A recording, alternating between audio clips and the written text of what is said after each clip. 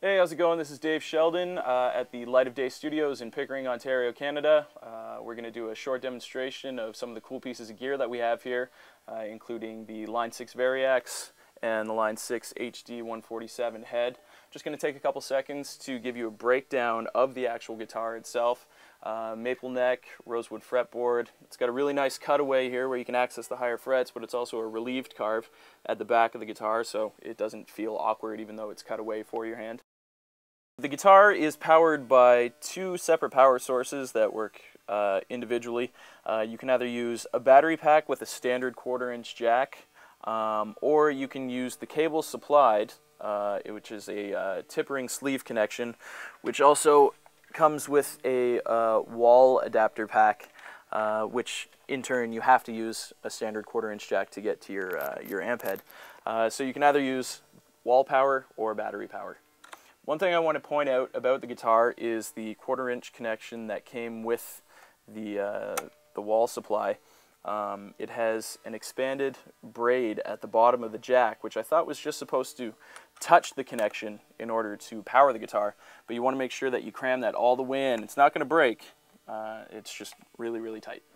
The lack of pickups was a surprise to me when I first picked the guitar up using the insane setting on the HD 147. The amount of gain that I could get at it was actually pretty surprising. I think it uses piezo pickups as opposed to sound chambers in the body with small microphones. I think the guitar plays really nice. The neck feels like that of a Telecaster. The body, pretty similar too. It's not too heavy. It's pretty well balanced. And we're going to take a couple seconds here and go through some of the sound textures that we can create. Alright, here's the manual for the Variax. As a stereotypical aggro male, I don't like to read instructions, but I thought it would be beneficial for the video. The guitar models are all broken down page by page, pickup position by position. Every pickup position is going to give you a different texture and a different sounding guitar. We've got everything from Telecasters and Strats to Les Pauls, Les Paul Juniors, Gibson Firebirds. We've got some Rickenbacker stuff, some Gretsch stuff, pretty much all the classic pieces that you'd want in your arsenal, and probably can't afford all of them. It really makes this guitar an excellent studio piece as well as a versatile live piece as well. Okay, so I had a little bit of time to mess around with the guitar yesterday throughout the course of the day. I haven't messed around with it too much, so this is going to be the first time for both of us. I hope that you guys dig the sounds. What we're going to do is go to the first guitar model here, which is a 1960 Fender Telecaster.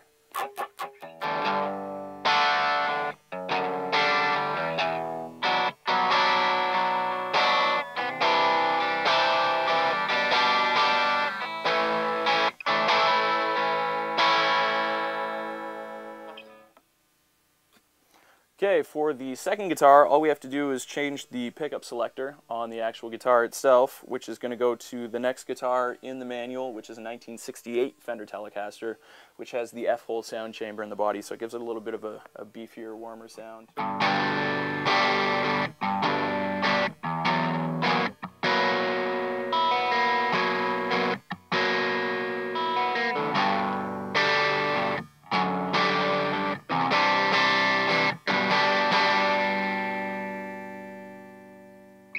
Okay, so because we've only got a certain amount of time for the video, I just want to let everybody know that we're not going through every single guitar in the manual and on board the guitar.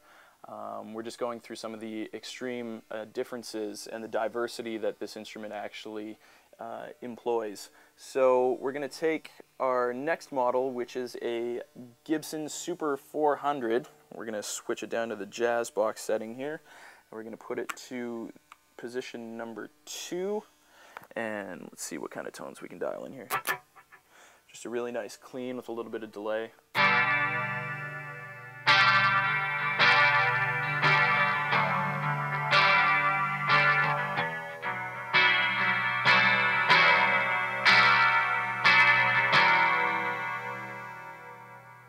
The next sound that we're going to go through is a 1959 Fender Stratocaster.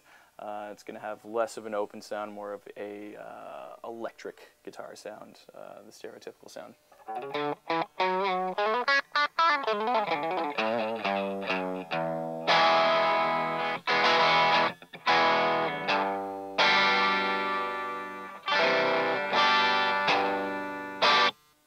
next texture we're going to have some fun with is a Gibson Les Paul. We're going to mess around with the HD 147 on a little bit higher of an overdrive setting to create some modern hard rock and metal tones. So here we go.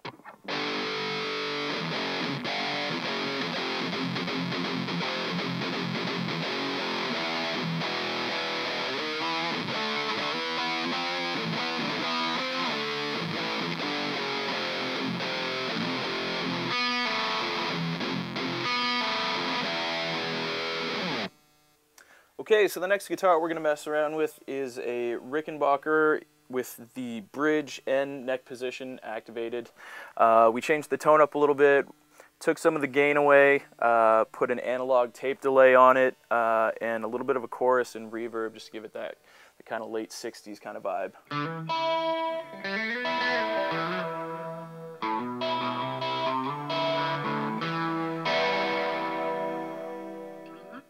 Okay, so the last model that I'm going to show you is an acoustic simulator. It's actually a 12-string simulator, so it's actually got a pitch shifter built in a little bit further back in the mix. We've put a little bit of chorus on it, a little bit of delay, a little bit of reverb, and it actually sounds pretty similar to a 12-string guitar.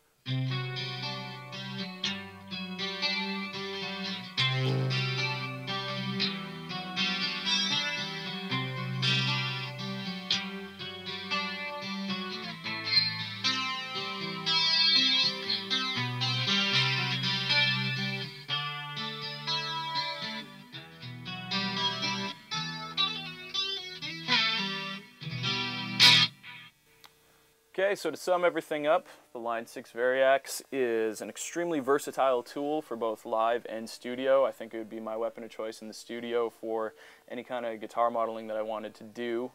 There's other things out on the market, but in terms of price point and I guess comfort, the Line 6 Variax is a rad choice.